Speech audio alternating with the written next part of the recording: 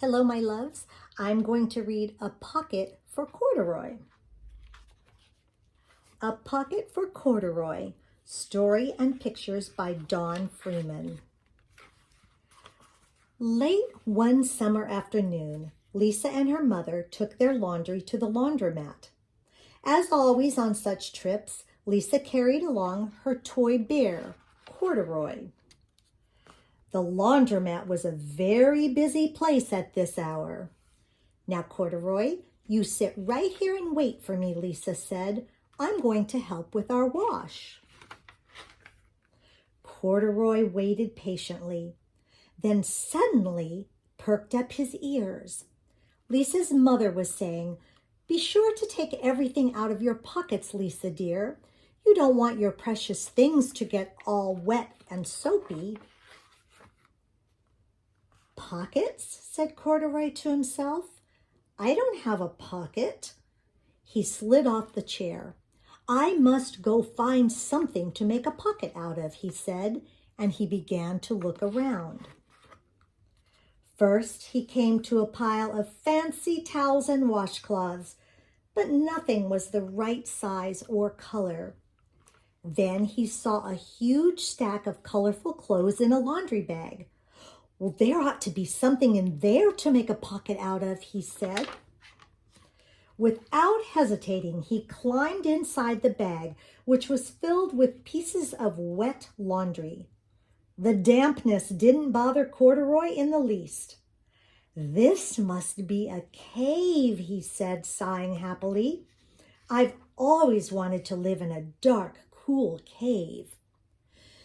When the time came for Lisa to fetch her bear, he was gone.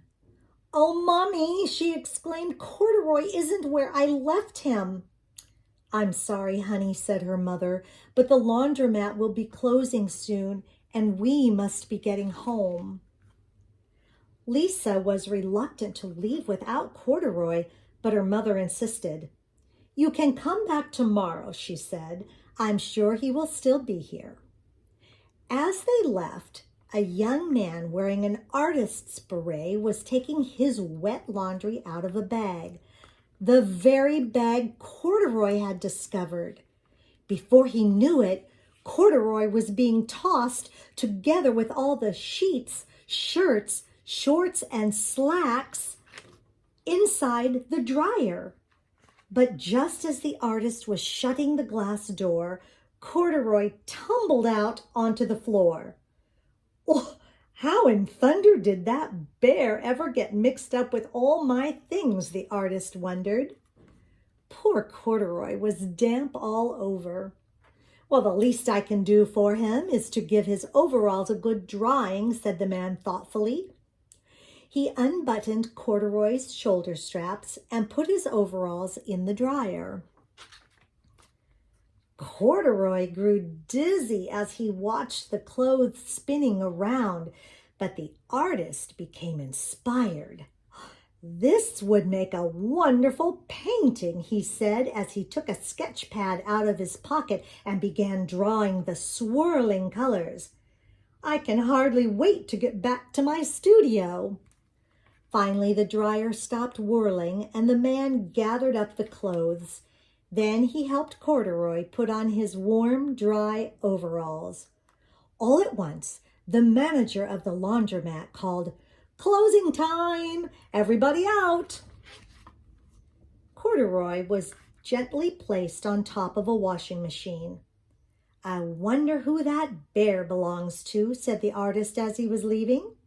"Seems to me he's too fine a fellow to be lost. He should have his name someplace."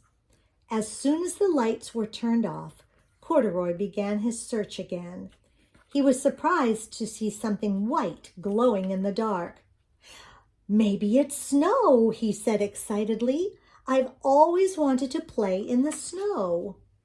He accidentally tipped over the open-lidded box, and suddenly he was covered with soft, slippery soap flakes. Gradually, Corduroy began to slip and slide.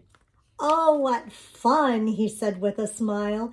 I've always wanted to ski down a steep mountainside. He landed paws first into an empty laundry basket. Well, this must be a cage, he said, peeking through the bars. I've never wanted to live inside a cage like a bear in the zoo. But by now, Corduroy felt drowsy, and soon he nodded off to sleep.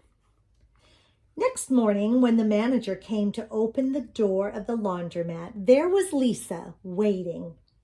I left something here yesterday, she explained. May I look around? Well, certainly, said the manager. My customers are always leaving things. Lisa was searching under the chairs and in back of the washing machines when she heard the manager call her. Is this what you're looking for, señorita? Yes, he's my best friend, shouted Lisa as she came running. She reached in and picked Corduroy out of the basket. So this is where you've been, you little rascal, she said. It's time I took you home. Lisa thanked the manager and ran out the door and down the street, holding Corduroy tightly in her arms. I thought I told you to wait for me, she said. Why did you wander away? I went looking for a pocket, Corduroy said. Oh, Corduroy, why didn't you tell me you wanted a pocket? Asked Lisa, giving him an affectionate squeeze. That very morning, Lisa sewed a pocket on Corduroy's overalls. And here's a card I've made with your name in it for you to keep tucked inside, she said. I've always wanted a purple pocket with my name tucked inside, said Corduroy, as he and Lisa nuzzled noses. The end. Such a good story. I love you.